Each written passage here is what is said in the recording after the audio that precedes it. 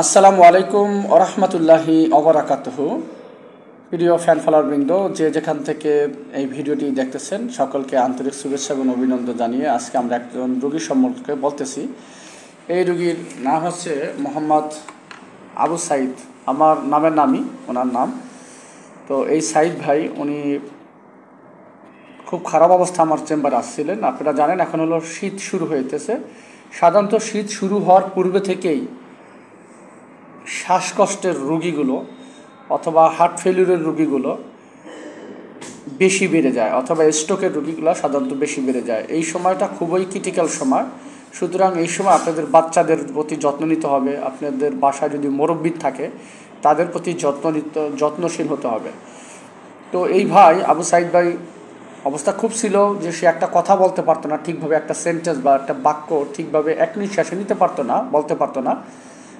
তো আমার কাছে এই রুগীটা নিয়ে আসছিলেন আমারই আর একটা রুগী, যিনি অন্য তার নিজের শ্বশুর, যার হচ্ছে লিভার অ্যাবসেস হয়েছিল, যেটা আমি ডায়াগনোসিস করেছিলাম এবং আমার চিকিৎসা আল্লাহর মতে সে লিভার অ্যাবসেস পুরো ভালো হয়ে গেছে এবং সে অনেক রুগী নিয়ে আসছে আমার কাছে। উনি আমার কাছে নিয়ে আসেন।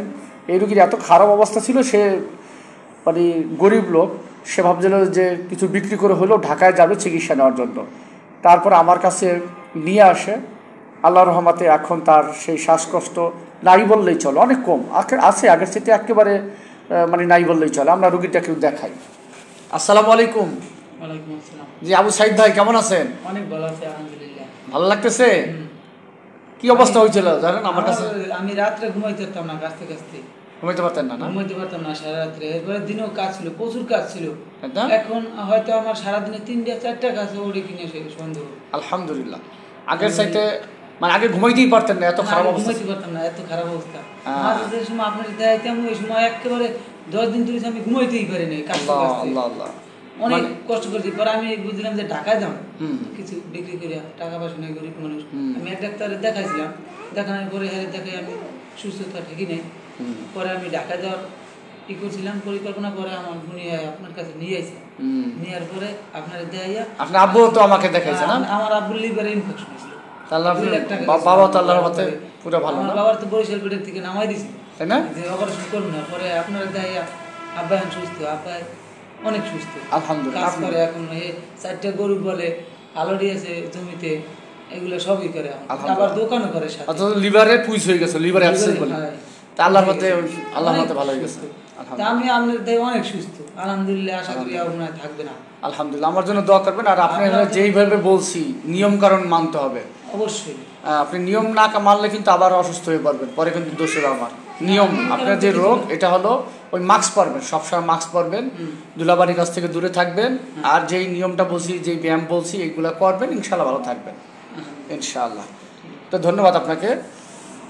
তো এখন অন্যান্য রুগীদের তো বলবেন না আপনার এলাকায়? আমি কিন্তু আমার কোনো প্রচার যায়, মাইক যায়, আমার কিন্তু কোনো মাইকিং করে না কেউ করে। আমার মাইকিং না কোনো লোকও পাঠানো। অনেক দেখবেন যে বিভিন্ন ক্লিনিক থেকে মাইক যায়, লোক যায়, দালাল যায় বিভিন্ন। আমার কিন্তু কেউ নাই, আমার কিন্তু আপনারাই। আমার যারা রুগী নিয়ে আসে, তাই না? সুতরাং আপনি এলাকায় বলবেন।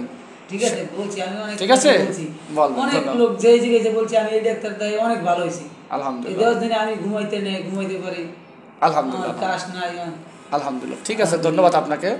তো আলহামদুলিল্লাহ, মূলত এই ভাইয়ের যেই প্রবলেমটা ছিল উনি হলো ব্রঙ্কিয়াকটাইটিস।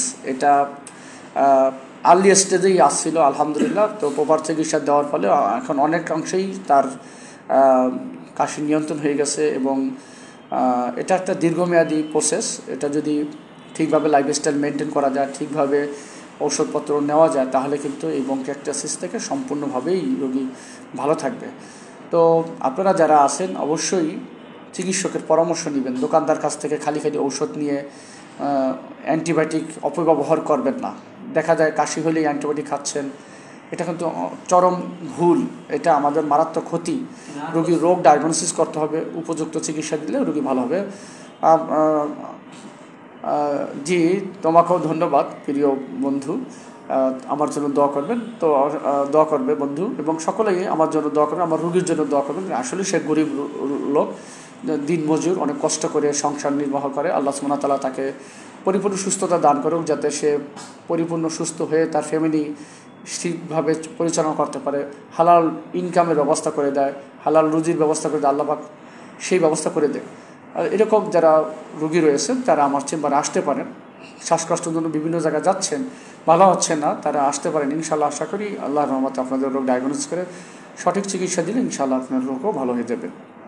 এরকম মেডিসিনের যে সমস্যা যারা আছেন বা হৃদরোগের সমস্যা আছেন, হৃদরোগ, হার্ট অ্যাটাকের রোগী অথবা হার্ট অ্যাটাক করছেন অনেক আগে, এখন প্রচণ্ড শ্বাসকষ্ট, সাধারণত এই সমস্ত রোগীগুলো হার্ট ফেলিওর রোগী হয়। যারা আগে হার্ট অ্যাটাক করে, হার্ট অ্যাটাকের পরে প্রচণ্ড শ্বাসকষ্ট থাকে, এরা দেখা যায় খালি অ্যান্টিবায়োটিক খায়, এগুলো কিন্তু কোনো লাভ হবে না, বরঞ্চ সাময়িক একটু ভালো দেখা যায় কিন্তু পরবর্তীতে এদের মারাত্মক ক্ষতি হয়ে যায়।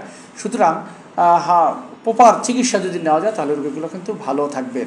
খালি দোকানের ফার্মেসির পরামর্শে অ্যান্টিবায়োটিক খেয়ে অ্যান্টিবায়োটিক রেজিস্ট্যান্স করবেন না, অ্যান্টিবায়োটিকের যে অপব্যবহার করবেন না, অ্যান্টিবায়োটিক সুষম ব্যবহার করবেন। অ্যান্টিবায়োটিক শুধুমাত্র রেজিস্টার চিকিৎসক রেজিস্টার চিকিৎসক ছাড়া অন্য কেউ দেওয়ার কথা না। তারপরও আমাদের অবৈধভাবে ফার্মাসি যারা রয়েছেন এরা অনেকে দিয়ে দেয়, এটা কখনোই করবেন না। কারণ অ্যান্টিবায়োটিক রেজিস্টার্ড চিকিৎসক যারা MBBS অথবা BDS ডিগ্রি আছে শুধু একমাত্র তারাই দিবে। এটা রোগীর রোগ ডায়াগনোসিস করে যদি আসলে ওনার রোগ থাকে তাহলে তাকে দিবে।